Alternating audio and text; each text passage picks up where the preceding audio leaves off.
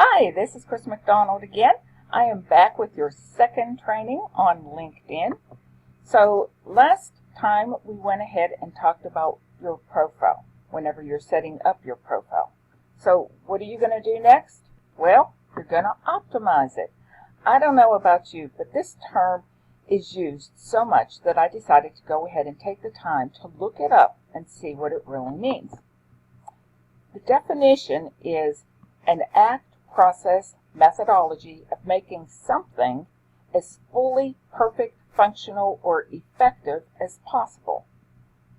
I don't know about you, but I think that that's something that I want for my LinkedIn profile. Now, again, some of this is going to be information that I've stated before, and that only emphasizes how important it is. LinkedIn was never meant to be your resume or a glorified resume. The purpose of LinkedIn is to answer, who are you? Are you adequately answering that question? If someone goes in and they took a look at your LinkedIn profile, are you answering the question, who am I? Are you conveying your brand? Are you sure of that? If you're not sure, have somebody else take a look at it and be sure. Here we see an image that shows how we see ourselves, how others see us, and this is what our personal brand really is. You know, we always think that we're portraying our brand in one way or another, but the problem is that other people see us differently than what we think we're showing. So what we want to do is make sure that what we're conveying on our LinkedIn profile is accurately what we want and that it's correct. LinkedIn is a great channel for personal branding, and it can help you to build a powerful presence on that most popular professional social network with over 400 million professionals. In my handout, I go over 12 ways to make sure that your profile is optimized. Please make sure that you get it.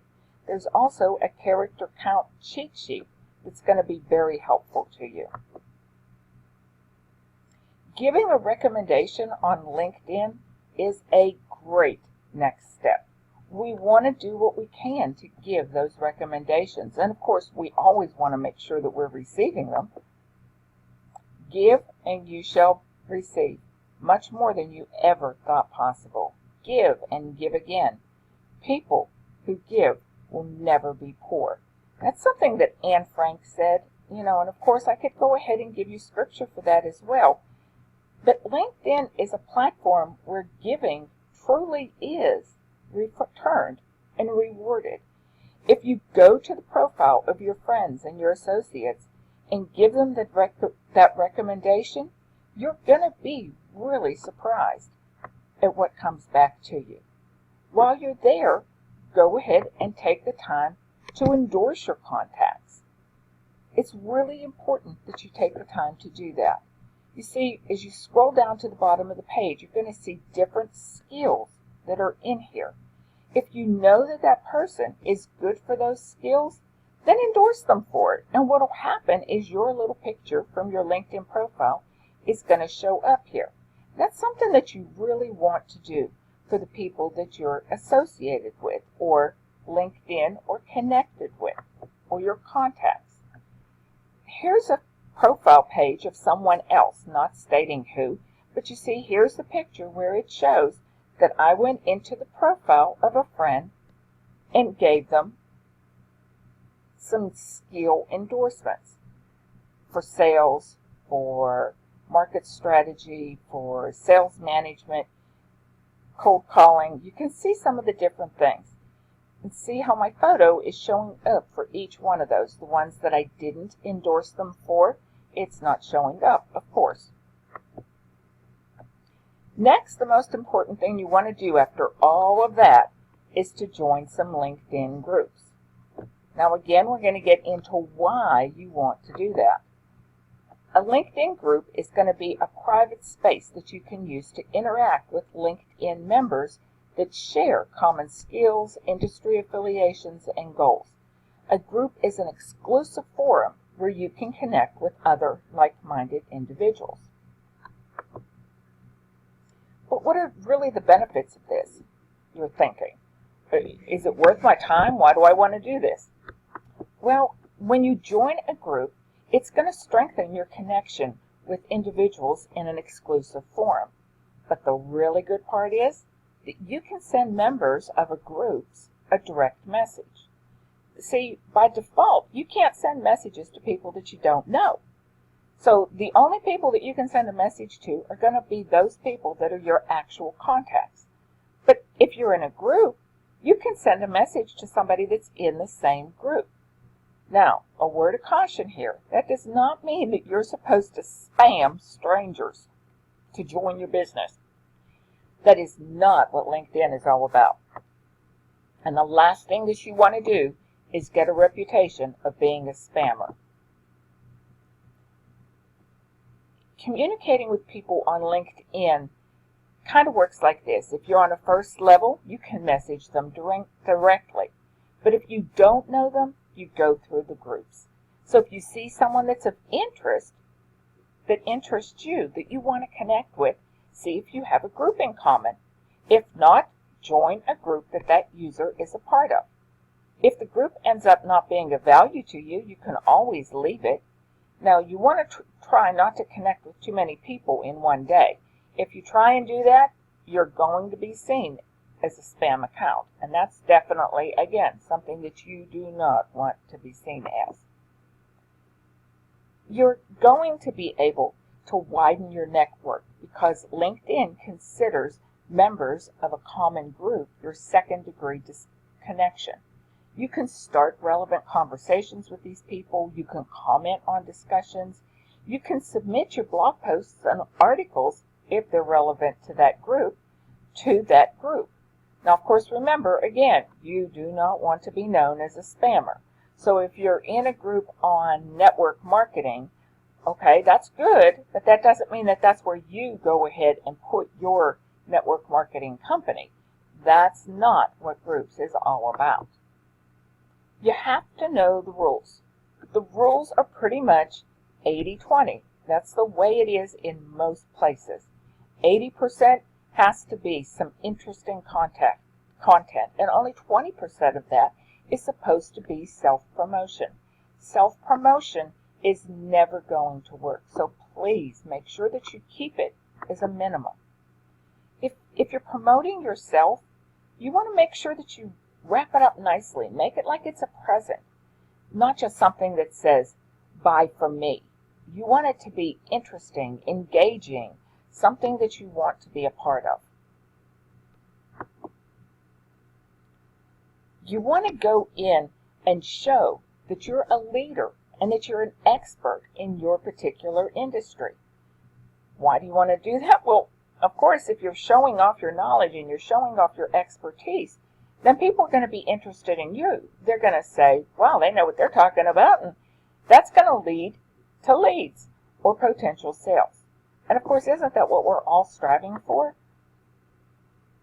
When you're using groups to show your expertise, look at it kind of like content marketing.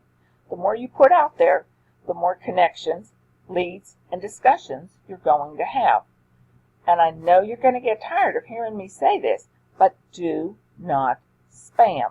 That doesn't mean that your content is all about your anti-aging or about your health fitness program or your shakes or your weight loss or your coffee that helps you lose weight or any of those things. You're not going to make that what your content marketing is all about. Every time that you post something, your picture is going to be featured, and other members of your group can click through your profile. Remember, if you're posting valuable content, you're going to position yourself as an expert in your field, and chances are curious members are going to visit your profile. That's where they discover your website. So a great way to begin connections of local businesses is going to be with LinkedIn. Get to know them and then actually consider meeting up with them. Local businesses often overlook an opportunity for online businesses, so seek these groups out. Good question. What LinkedIn group should you join? That's a really hard one to know, and it's definitely not something that I can answer for you. You know, we compare folks by their pets, and it might be humorous. We might look at those pictures and say, oh my gosh, look how similar. But you have to remember that it's tempting to join groups that are similar to your niche. But remember that that's not always the wisest move. You know, a coach can be a part of 20 different coaching groups, but you want to determine why you're on LinkedIn before you join those groups. Are you on LinkedIn so that you can become known as an influencer among other influencers? Do you want to go in a coaches group so that you become known as a great coach? Or do you want to go in groups so that you can meet people and have them obtain your services as a coach? Think about it. So again, we go back to it. Which LinkedIn groups? The best answer to that is, where's your customer going to be? Again, if you know who your ideal customer is, you're going to have an idea of where that ideal customer is located. So you need to join the groups where your client is going to hang out. And that's where you present yourself as an expert. How do you find these groups? Well, that's not so hard. First thing that you're going to do is go to LinkedIn, and you're going to click on interests. There you'll see companies, and next you're going to see groups. You go into the groups, and from there it's simple.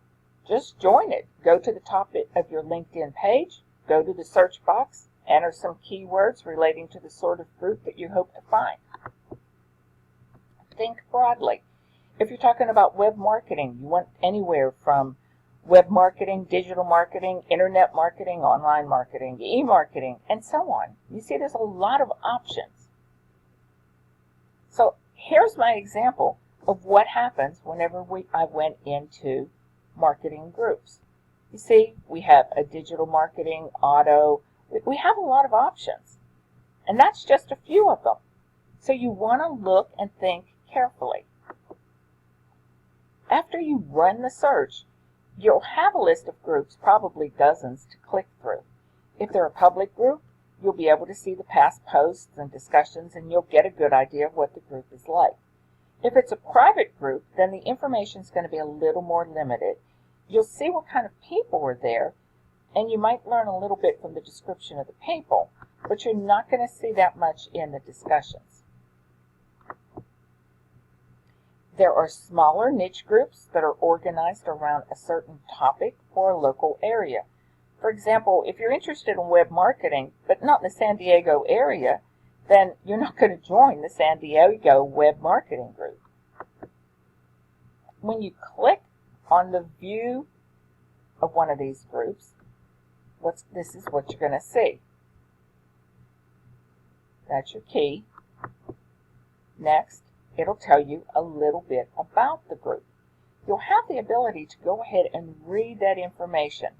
And then, of course, on the right side of the page, that's where you ask to join, right there. The next step, you'll get an email from the group or the owner, and they're going to officially welcome you to the group.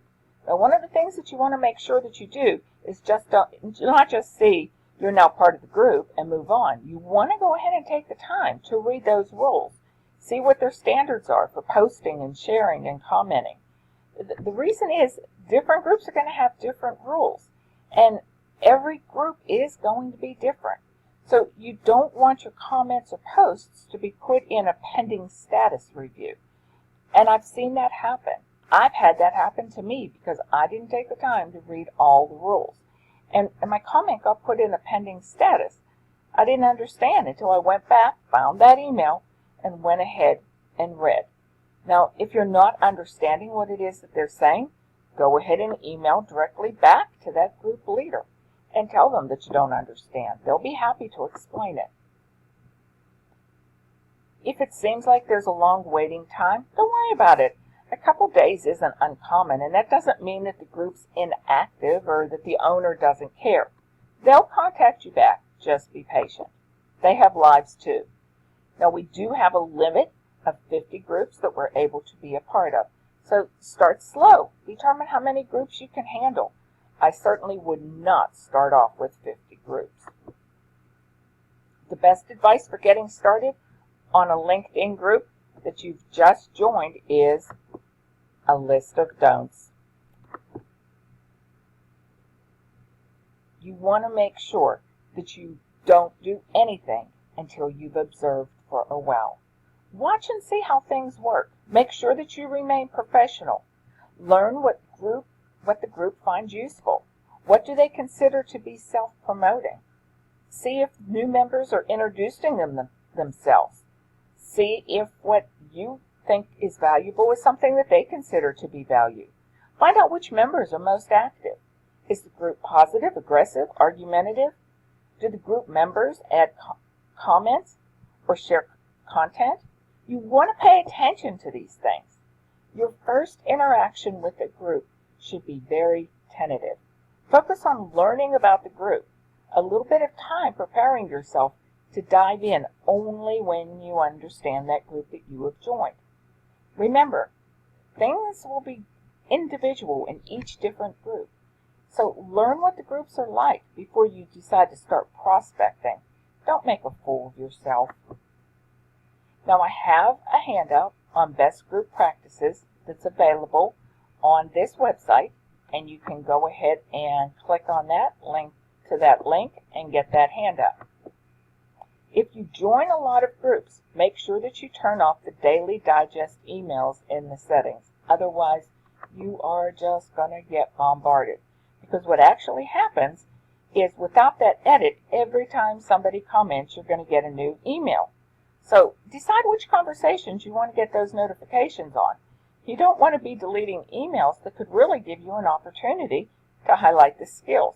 What will happen is you'll start getting emails from every single group that you're commenting on and everybody else's comments, and you might miss something that's really important.